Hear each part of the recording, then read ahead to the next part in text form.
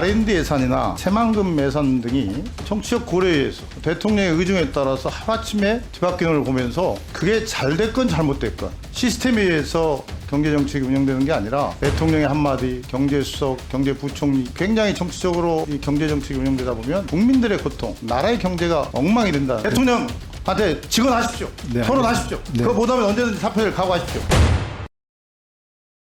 대통령의 경제 분신, 경제수석이 경제부총리가 되니까 야 이거 또 대통령한테 뭐 직언하고 대통령과 뭐 토론하고 이런 게 아니라 대통령 의중에 따라서 수능적으로 경제 정책을 운영하는 게 아니냐 이런 우려가 많이 있는데 후보자 들어보셨습니까?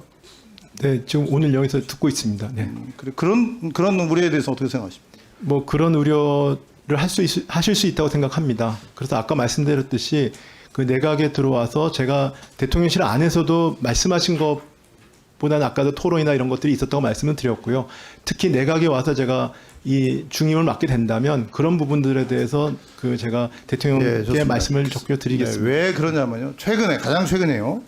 우리 국가 R&D 예산이나 새만금 예산 등이 정치적 고려에 의해서 대통령의 의중에 따라서 하루아침에 뒤바뀌는 걸 보면서 그게 잘 됐건 잘못됐건 시스템에 의해서 경제정책이 운영되는 게 아니라 대통령의 한마디, 경제수석, 경제부총리 이런 라인으로 굉장히 정치적으로 이 경제정책이 운영되다 보면 국민들의 고통, 나라의 경제가 엉망이 된다는 그런 우려가 있는데 후보자께서 알고 계시니까 실천하리라고 믿습니다.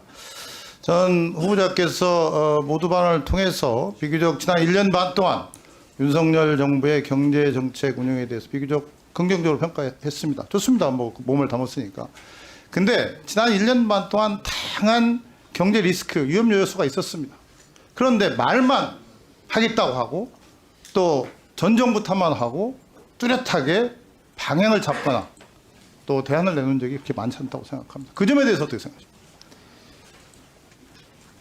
일단은 저도 경제 관료를 30년 넘어 했기 때문에 항상 경제 정책을 담당하는 공무원과 그 정부는 항상 겸허해야 됩니다. 그래서 저희가 뭐 아까 말씀드린 긍정적인 측면을 말씀해서 경제 주체들한테 희망을 주되 또 한편으로 저희가 그런 부분들에 대한 겸허히 수용하고 최소한 그 좀 더 민생에 뛰어들어서 그 고민을 하겠습니다. 좋습니다. 자, 후보자께서도 아까 말씀하셨지만 가장 중요한 리스크 중 하나가 가계부채라는 네. 것은 뭐 다 공감할 겁니다. 그런데 지난 1년 반 동안 대통령실과 이 정부가 말로만 대책을 마련한다고 계속했는데 실제로 큰 뚜렷한 그런 대책을 못 나왔습니다. 뭐 OECD 국가 중에 가계부채 1위 이게 참 얼마나 불명예스러운 얘기입니까? 그래서 근데 그런 과정 속에서도 가계 부채를 줄이겠다고 뭐 말로는 하지만 또 한편 다른 쪽에서는 부동산을 잡겠다고 돈을 풀어서 오히려 가계 부채를 올리는 이러한 혼선도 있었습니다. 또 한 가지 역대급 세수 펑크. 참 현재 각 중앙부처하고 지방정부가 초비상입니다. 그런데도 대통령실과 정부가 마치 금가옥조처럼 긴축 재정 얘기하고 재정 준칙 얘기합니다. 이게 현실에 동떨어진 나는 일이라고 생각합니다.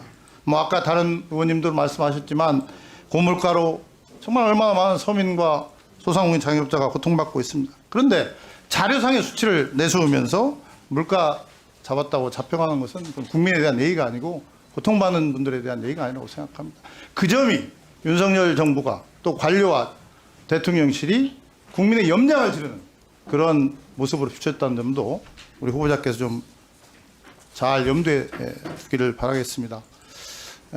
저는 우리 최상목 그 후보자께서 앞으로 얼마나 경제부총리를 할지는 모르겠지만 위만 바라보고 대통령실만 바라보고 대통령만 바라보고 또 수치만 챙겨가지고 경제정책을 운영하는 그런 우를 다시는 범하지 않기를 간곡히 말씀드리고 또 한 가지는 정말 마지막 공직이라는 각오로 이제 우리는 여러 가지 노출된 경제 문제점들을 말이 아니라 실천 하나로 뚜렷하게 대안을 제시해서 국민들한테 불안하지 않고 야 그래도 믿을만하다 같이 힘을 합쳤다 이런 희망을 주는 그런 부총리 그런 경제수장이 됐으면 좋겠는데 본인의 각오를 한번 말씀해 주시기 바랍니다. 한 가지만 더 얘기해.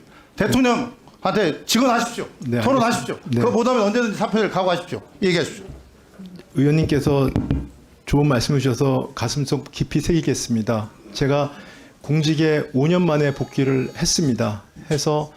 했는데 제가 차관으로 나가고 민간에 있으면서 다시 공직에 들어올 생각이 처음에 없었지만 들어왔습니다. 들어오면서 말씀하신 대로 여러 가지로 민생의 어려움, 경제정책의 어려움 이런 부분들에 대한 자신감도 없었고 많은 고민을 했습니다.